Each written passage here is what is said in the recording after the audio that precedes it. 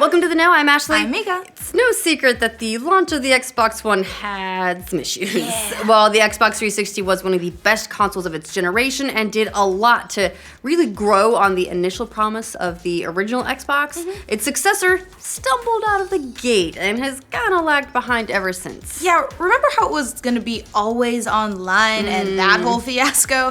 The Xbox One reveal announcement became a case study in how to piss off gamers just so badly. It's actually not that hard, but this really was just a whole series of mistakes. Oh, yeah. Back then, there was no doubt Xbox was having some real problems. It was very, very obvious. It turns out there was a lot that we didn't see, though. Microsoft as a company was going through some real struggles of its own, too. In a recent speech, Xbox boss Phil Spencer talked candidly about the issues that both Xbox and Microsoft have had this generation, even saying that Microsoft needed a reboot at one point. But in his comments, there were also some reasons to have hope for the future.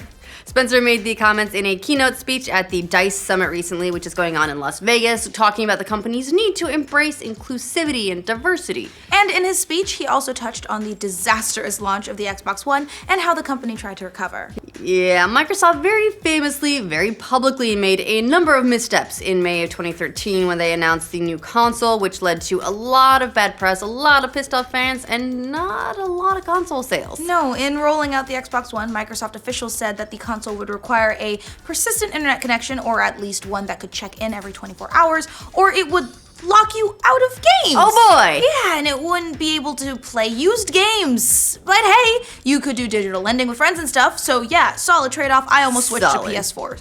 It was initially also going to be bundled with Kinect. Remember that? It was bundled with Kinect when it launched, and it was costing $500, which was $100 more than the PlayStation 4, and big surprise, none of this went over well. Fans revolted, and Microsoft quickly backed away from those alleged features. That was during Don Matrick's watch, and after all that trouble, he left Microsoft to oversee Zynga, which... whatever happened to Zynga? Yeah, that also didn't go great. It's not great. Phil Spencer took over as Xbox chief in 2014 and immediately made a bunch of changes, trying to take a bunch of steps to recover, like ditching the mandatory Kinect nonsense. And now Kinect is just...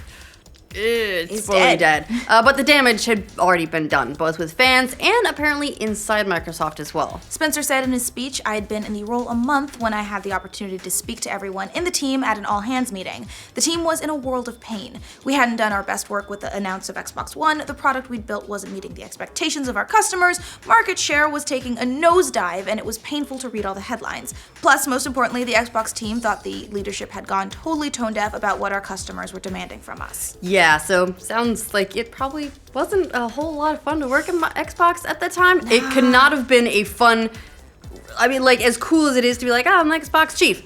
That's not a great environment to step into. No. Spencer said he realized he had his work cut out for him, so he came up with a bit of a sneaky test. He said, I had to win back our team's trust. So we chose to tell our team some confidential news we couldn't take public for a couple of months, as well as the strategy behind that decision. Thousands of my team heard the news that day, and the amazing thing is, word didn't leak. Not one tweet, not one forum post. That was a significant milestone in our journey to rebuild trust between the leaders and the team. It was about empathy and addressing their worries and trusting them first. Hey look, trust is always good. Yeah.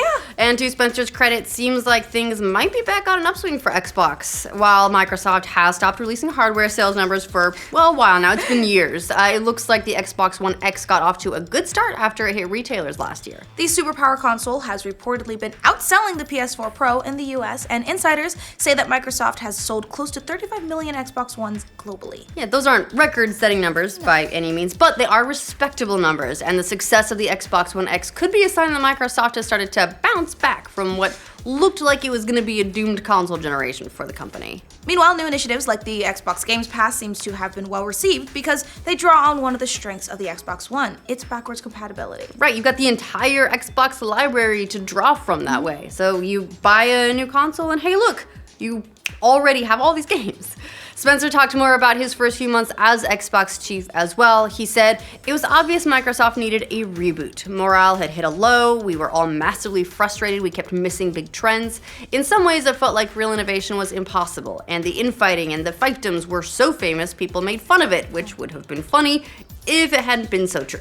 That infighting between divisions at Microsoft has been widely reported in the past, but analysts have credited CEO Satya Nadella, who took over for Microsoft in 2014, for getting rid of it. Yeah, that reboot was really important for Microsoft, Spencer said, because of what he called the connection between a good company culture and effective world building. Spencer called it the bedrock of awesome gameplay. He said world building makes our world understandable and makes stories feel real and grounded. Spencer also shouted out games like Candleman, Life is Strange, What Remains of Edith Finch, The Last of Us as good games that raise important questions about the real world. He said every single time we upend a stereotype in a game, we beg the question, why can't it be like this in the real world? Right, we all want zombies.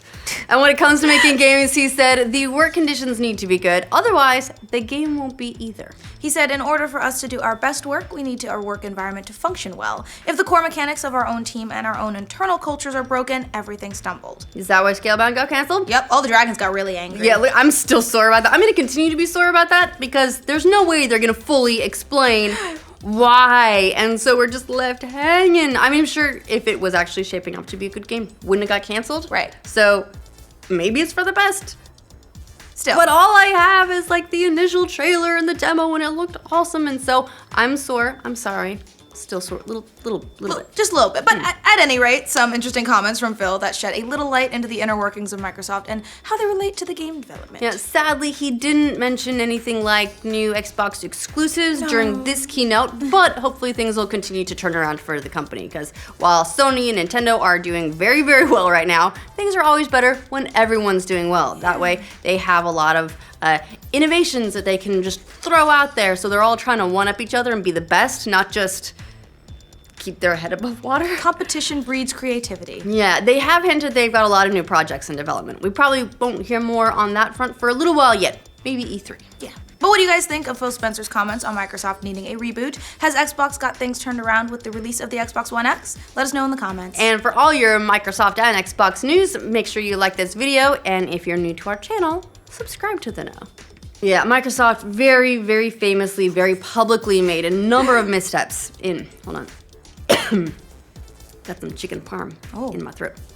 Plus, most importantly, the Xbox team thought that the leadership team had gone totally tone deaf about what our meanwhile, new initiatives, that one.